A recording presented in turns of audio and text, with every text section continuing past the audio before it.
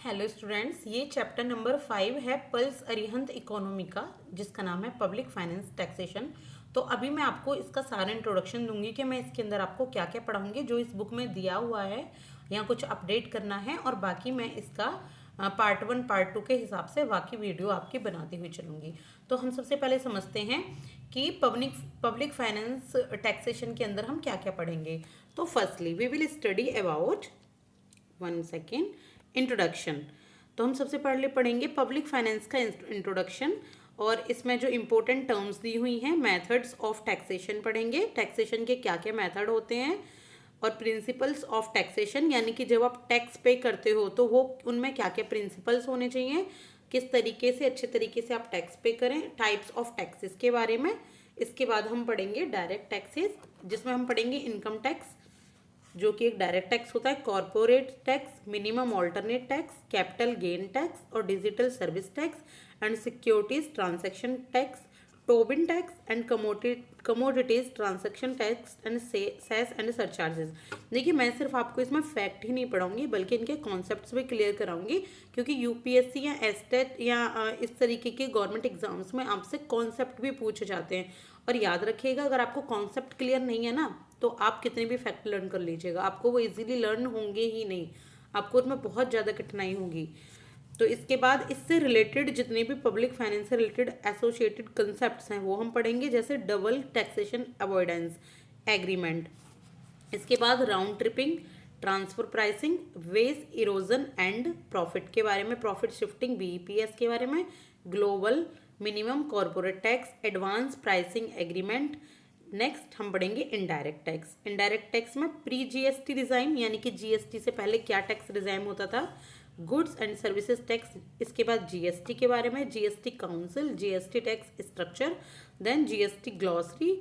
GST glossary में क्या क्या आता है, यानी कि हम जीएसटी के अंदर क्या क्या समझेंगे, GST compensation cess, GST appellate tribunal, GST network, GSTN, e way bill system और नेशनल एंटी प्रॉफिटियरिंग अथॉरिटी। तो ये मैं आपको इंट्रोडक्शन में पूरा पढ़ाऊंगी। अभी मैं आपको सिंपल सा एक इंट्रोडक्शन दे देती हूँ इसका, ताकि आपको सारी चीज़ें समझ में आए कि आगे आप क्या क्या पढ़ने वाले हैं। तो देखिए, फर्स्टली इंट्रोडक्शन, टैक्स क्या होता है। टैक्स एक कंपलसरी लेवी है। कंपलसरी क्या है, एक लेवा है जो किसी भी इंडिविजुअल या कॉरपोरेशन को पे करनी होती है गवर्नमेंट को। जब गवर्नमेंट को, देखिए, इसको गवर्नमेंट ही आपके ऊपर लेवाई करती है और गवर्नमेंट ही इसको कलेक्ट करती है।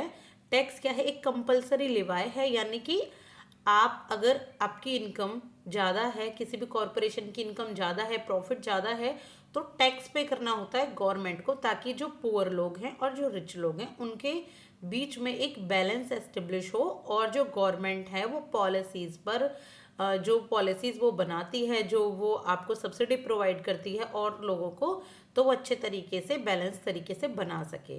तो ये कोई वॉलंटरी पेमेंट नहीं होता। देखिए, कोई ये नहीं है कि कोई अपनी इच्छा से दे, जैसे कि एक दान होता है, तो ऐसे ये कोई ग्रांट नहीं होती, ये नॉन रिडीमेबल होता है और ये कंपलसरी होता है कि जिनकी इनकम एक लिमिट से ज़्यादा है तो वो टैक्स पे करेंगे। वो एक लिमिट होती है टैक्स पे करने की, 5%, 10%, इस तरीके से जो अपडेट होती रहती है टाइम टू टाइम।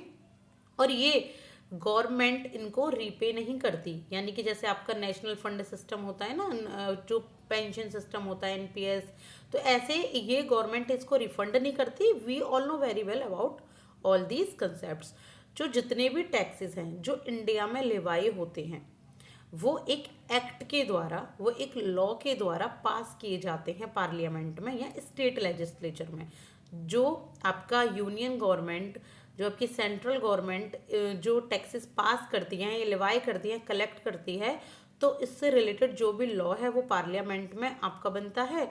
और स्टेट लेजिस्लेचर का जो आर्टिकल 265 है, वो आपका स्टेट से रिलेटेड जितनी भी टैक्स का लेवाई एंड कलेक्शन है वो करता है। तो कौन सा आर्टिकल है, आर्टिकल 265, और ये एक लॉ के द्वारा ही लेवाई किए जाते हैं। इंडियन कॉन्स्टिट्यूशन का जो 7th शेड्यूल है, कौन सा शेड्यूल, 7th शेड्यूल जो है इंडियन कॉन्स्टिट्यूशन का, उसने यूनियन या स्टेट किस सब्जेक्ट पर टैक्सेस लेंगे वो वहाँ पर डिफाइन किए गए हैं, यानी कि कौन कौन से टैक्सेस यूनियन लेवाए करेगा या कलेक्ट करेगा, कौन कौन से स्टेट लेवाए करेगा या कलेक्ट करेगा, वो आपके इंडियन कॉन्स्टिट्यूशन के सेवंथ शेड्यूल में दिया गया है। और लिमिटेड फाइनेंशियल पावर्स भी दी गई हैं किसको, लोकल गवर्नमेंट्स को।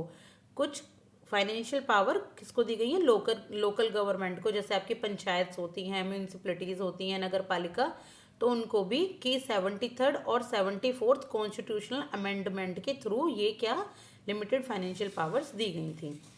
तो टैक्सेशन क्या होता है, टैक्सेशन एक इंस्ट्रूमेंट होता है, क्या होता है, एक इंस्ट्रूमेंट जिसका प्राइमरली एम क्या होता है कि गवर्नमेंट के रिवेन्यू को मेंटेन करे, कि गवर्नमेंट जो अपना ऑब्जेक्टिव है वो अचीव कर पाए। और गवर्नमेंट का ऑब्जेक्टिव क्या है, यही कि आप जो गवर्नमेंट के पास रिवेन्यू है उसको इस तरीके से खर्च करना कि एक इकोनॉमी में बैलेंस एस्टेब्लिशमेंट हो, पुअर के बीच में और आपका रिच के बीच में, ताकि पुअर लोगों का भी भला हो और जो रिच लोग हैं वो भी अपना कंट्रीब्यूशन अपनी सोसाइटी में दे पाएँ या नेशन में दे पाएँ। अब important terms related with taxation, अब टैक्सेशन के साथ कुछ और टर्म्स जुड़ी हुई हैं, दैट इज टैक्स इंसिडेंस। तो देखिए टैक्स इंसिडेंस क्या होता है, टैक्स इंसिडेंस वो एंटिटी होती है, वो कोई भी व्यक्ति या कोई कॉरपोरेशन जिसके ऊपर टैक्स इम्पोज होता है।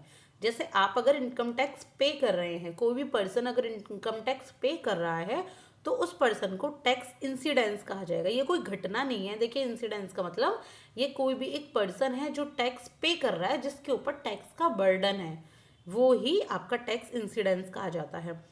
टैक्स बर्डन क्या होता है, टैक्स बर्डन होता है वो एंटिटी जो एक्चुअली टैक्स को पे करता है, from home it is collected, जिससे टैक्स को कलेक्ट किया जाता है। अब इसमें आपको थोड़ा डिफरेंस अगर मैं बताऊं तो टैक्स इंसिडेंस में मेन डिफरेंस ये होता है कि वो एक एंटिटी पर टैक्स इम्पोज किया जाता है। जैसे कोई भी कॉरपोरेशन है, आप उस पर टैक्स गवर्नमेंट इम्पोज कर रही है, लेकिन वो कॉरपोरेशन क्या करती है, इनडायरेक्टली पास कर देती है टैक्स को दूसरे लोगों पर। जैसे अपने जैसे आता है ना, आपको लिखा होगा कि इसमें सर्विस कॉस्ट ऐड है, इसमें जीएसटी ऐड है, तो लेकिन बर्डन किसके ऊपर पड़ रहा है, बर्डन तो फाइनली आपके ऊपर पड़ रहा है ना। आप अगर एक टूथपेस्ट खरीद रहे हैं और टैक्स पे भी साथ में कर रहे हैं, जो उसकी प्रोडक्शन कॉस्ट है उसके अलावा, तो प्रोडक्शन के साथ ही साथ आप एक इनडायरेक्ट टैक्स पे करते हैं ना, सर्विस टैक्स, तो वही आपका होता है टैक्स बर्डन, क्योंकि वो एक्चुअली आप पे कर रहे हैं। और टैक्स इंसिडेंस वो होता है जिसके ऊपर टैक्स इम्पोज किया जाता है। ये एग्जाम्पल भी देखो दिया गया है, if you purchase a course on mentors हट, तो ये अरिहंत का ही एक कोर्स है मेंटोर्स हट में। अगर आप उसको खरीदते हैं तो आप 100 रुपये पे करते हैं, जिसमें आपका जीएसटी भी इंक्लूड होता है। लेकिन जो टैक्स है वो तो मेंटोर्स हट पे लेवाए है ना, उसके ऊपर रिस्पॉन्सिबिलिटी है पे करने की। तो टैक्स इंसिडेंस हुआ मेंटोर्स हट, लेकिन टैक्स बर्डन किसके ऊपर गया, आपके ऊपर। तो it is actually you who are wearing a burden, as companies generally pass the burden on the consumer. Okay, इसके बाद है इट इज एग्जाम्पल 2 है, देखिए इनकम टैक्स लेवाए होता है किसी भी इंडिविजुअल पर, तो उसको टैक्स इंसिडेंस कहेंगे, और वो खुद ही उसको पे कर रहा है तो उसको हम क्या कहेंगे, टैक्स बर्डन भी बोलेंगे। तो टैक्स बर्डन टैक्स इंसिडेंस वही सेम पर्सन होगा। अब टैक्स बेस क्या होता है, ये वो गुड्स होती हैं, वो सर्विसेज होती हैं, वो इनकम होती है जिनके ऊपर टैक्स इम्पोज होता है। जैसे अगर आप इनकम टैक्स पे कर रहे हैं, कोई भी पर्सन इनकम टैक्स पे कर रहा है, तो उसकी जो टैक्सेबल इनकम है, जैसे कि आपकी अप टू 3 ईयर्स तक कोई टैक्स नहीं, लेकिन 3 लाख तक कोई टैक्स नहीं है, लेकिन 3 लाख के ऊपर अगर तो जो भी आपकी इनकम है उसके ऊपर टैक्स लगता है, तो उसको कहते हैं हम टैक्स बेस। और इसके बाद है टैक्स बेयोंसी। तो देखिए टैक्स बेयोंसी क्या होती है, ये रिलेशनशिप होता है किसमें, कि गवर्नमेंट का जो टैक्स रिवेन्यू में जो चेंज होता है ना, और जो जीडीपी में चेंज होता है, उनके बीच के चेंज को कहते हैं हम टैक्स बेयोंसी। तो ये क्या रेफर करता है, जो भी tax refers to the responsiveness of tax revenue to the change in GDP. जब भी टैक्स की रिवेन्यू में चेंज आता है तो जीडीपी में भी चेंज आता है, इसको कहते हैं हम टैक्स बेयोंसी। जैसे एक जो जीडीपी है वो इंक्रीज होती है अगर टैक्स रिवेन्यू में इंक्रीज कर दिया जाता है, तो ये आपका टैक्स बुयोंसी कहलाता है। टैक्स इलास्टिसिटी क्या होता है? Defined as the percentage change in tax revenue to the change in tax rate. Tax elasticity क्या होती है? जो भी टैक्स रिवेन्यू की परसेंटेज में चेंज आता है उसको हम टैक्स इलास्टिसिटी कहते हैं। जैसे कि टैक्स आपका इंक्रीज हुआ, गवर्नमेंट को ज़्यादा टैक्स प्राप्त हुआ है या कम टैक्स प्राप्त होता है, तो इसी को हम टैक्स इलास्टिसिटी कहते हैं। लेफर कर्व भी होता है। लेफर कर्व एक रिलेशनशिप दिखाता है टैक्स रेट में और टैक्स रिवेन्यू में, यानी कि जो टैक्स गवर्नमेंट ने लगाया है और जो रिसीव किया है उसके बीच का एक कर्व होता है, उसको हम कहते हैं लेफर कर्व, जिससे शो होता है कि हमें टैक्स कितना रिसीव हुआ है, गवर्नमेंट को टैक्स कितना रिसीव हुआ है और आपने कितना पे किया है। जैसे कि अगर टैक्स इंक्रीज हो जाता है एक सर्टेन पॉइंट तक, जैसे इसमें एक टी पॉइंट दिया हुआ है आपको, टी पॉइंट तक एक टैक्स इंक्रीज हो रहा है, तो और जो टैक्स कलेक्टेड होता है गवर्नमेंट के द्वारा वो भी इंक्रीज होता है। तो अगर आपका ये टैक्स रेट इंक्रीज होता है तो गवर्नमेंट के लिए भी टैक्स आपका सिंपल सी बात है कि गवर्नमेंट को टैक्स ज़्यादा रिसीव होगा अगर टैक्स इंक्रीज होगा तो। और एक ऐसा पॉइंट आता है जहाँ पे अगर टैक्स रिवेन्यू ड्रॉप होता है, अगर टैक्स रिवेन्यू ड्रॉप होता है तो क्या होता है, तो टैक्स रेट में तब भी इंक्रीमेंट होता है, क्योंकि टैक्स अवॉइडेंस और टैक्स एवेजन बढ़ जाती हैं, तभी तो टैक्स रिवेन्यू कम होता है। देखिए जब टैक्स रिवेन्यू कम होगा इसका क्या मतलब है कि लोग टैक्स अवॉइडेंस ज़्यादा कर रहे हैं, टैक्स की चोरी कर रहे हैं, टैक्स को अवॉइड कर रहे हैं पे करना। तो ये है इसका। तो नेक्स्ट वीडियो मैं अपलोड करती हूँ। ये आपकी इंट्रोडक्शन वीडियो है। अगर आपको पसंद आई है तो please like and subscribe. Thank you so much.